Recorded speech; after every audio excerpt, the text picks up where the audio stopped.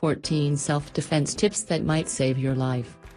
We are used to seeing news of attacks on TV and the internet, but we are prone to think that it won't ever happen to us. Unfortunately, no one is immune from attackers. Cheerful Side is sure that it's better to be prepared for all twists of fate. We have gathered 14 helpful tips that we hope you'll never have to use in real life. 1. Clench your hands correctly.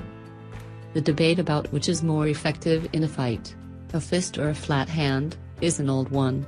Most often, however, your hand automatically clenches into a fist before a blow. The important thing here is to do it without injuring your fingers. Don't expose your thumb, but don't hide it under your fingers either. This can lead to fracturing.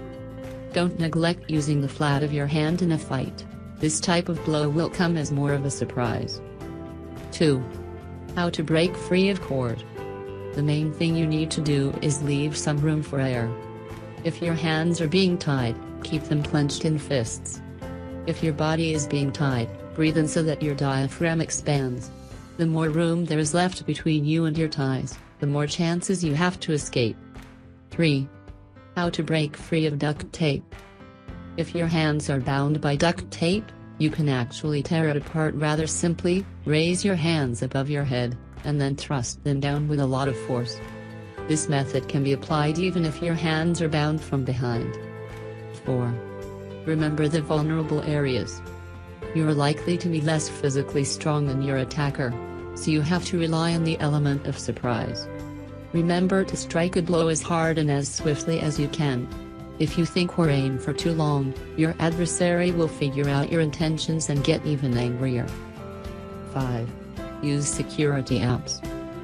Put modern methods to use. Applications such as Family Locator, Be Safe, and others will allow you to track the movements of your friends and relatives or send out a distress signal if necessary.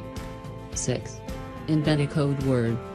In childhood, many of us invent codes, new words, or even languages. This seemingly impractical hobby could save your life.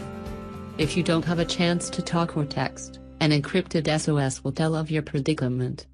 And if you take your rebus composing even further, your rescuers could learn the direction where you've been taken or even the exact place where you were left. 7. Use the materials on hand. Use any object that could help. Your purse can serve as a shield from a knife assault. Just don't press it too close to your body.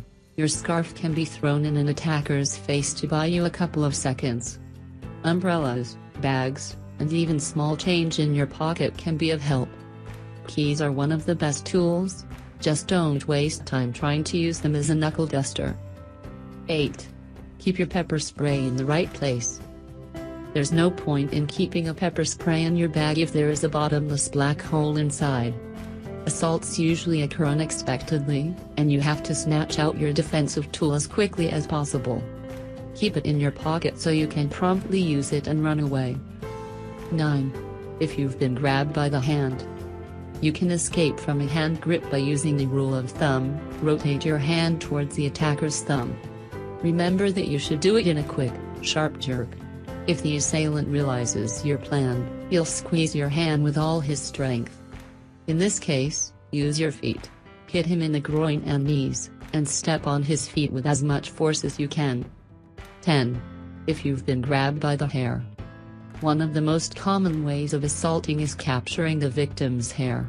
Not only is this technique painful, but it also provides almost total control over the victim's body. First of all, grab the attacker's hand with both of your hands. This will let you regain control. Then it's time to make use of your feet again. As soon as you feel that the attacker's hand has loosened its grip, let go of it and run. 11. If you've been grabbed by the neck. Hit the attacker in the groin, or poke his eyes with your fingers. Pain will make him loosen his grasp. 12. In an elevator. Everyone knows that you shouldn't go into an elevator with strangers and that you'd better leave if someone suspicious enters after you. Make it a habit to stand with your back to the part of the wall where the buttons are. It's better to press a button for your fellow traveler than to let him stop the elevator and get stuck between floors with him. 13. In a car. As in the case of the elevator, it's possible to prevent an assault. In addition to the standard rule of not getting into a car with strangers, you can pointedly tell someone on the phone, or at least write down, the car's number, color, and destination for your driver to see and hear. If an assault still happens, aim for vulnerable areas: groin, nose, and eyes. 14. Learn to administer first aid. If you have ignored them until now, here are the essential rules of providing first aid. There may be a situation where you or someone else is injured, and a hospital might not be immediately available. In this case, your first aid measures could save a life. If you enjoyed watching this video, I hope so. Please give us a thumbs up and click subscribe to join us on the cheerful side of life.